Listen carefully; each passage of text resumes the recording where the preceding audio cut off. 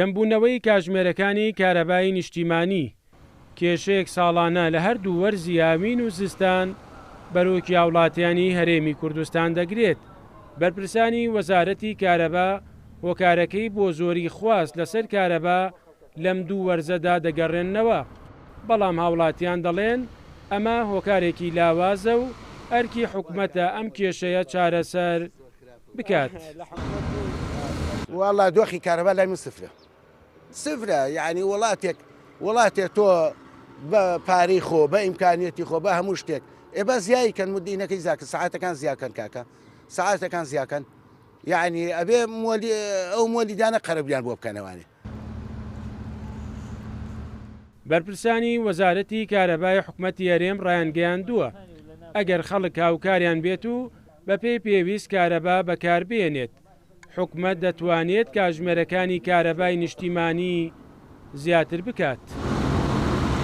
بەداخەوەی هەموو ساڵەگانی لە وەرزی زستانە ڕوبەڕووی با بڵین ئەو کێشەیە بینەوانی ئەویش ئەوەی خواز لەسەر کارەبا زۆر زیاد دەکات.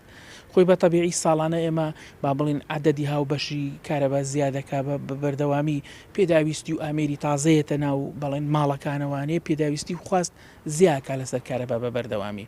تەبەن دیارە و بەشی دووهەمی کێشەکەشمان ئەوەیە کە بەڕاستی حکوومەت نەوتی سپی دابین ناکا بۆ خەڵک. ئەم دابین نەکردنی نەوتی سپیە زۆری و بارگرانی خاتە سەر کارەبا. وەزارەتی کارەبا بۆ ئەوەی بتوانێت بۆ ماوەی 24 کاتژمێر کارەبای نیشتیمانی باوبەشانی بدات، پێویستی بە 5500 مێگاوات کارەبا هەیە، بەڵام لە باشترین ئاسدا ئێستا 3500 مێگاوات کارەبا بەرهەمدێنێت بە ناچاری حکوومەت بۆ پڕکردنەوەی کاتژمێرەکانی کارەبا بەنای بۆ مۆلیدە ئاهلیەکان بردووە.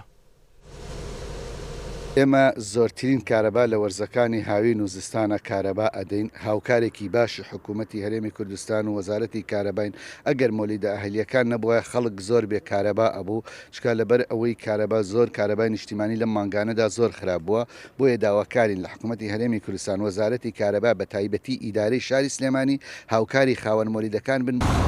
حکوومەتی هەرێمی کوردستان و وەزارەتی کارەبا بەنیازە لە ڕێگەی دانانی پێوەری کارەبای زیرەک و کۆکردنەوەی داهاتی کارەبا لە ڕێگەی کەرتی تایبەت کێشەی کارەبا تا ڕادەیەک چارەسەر بکات، بەڵام تاکو ئێستا ئەم ئەنگاوە ئەنجامی ئەو تۆی نەبووە.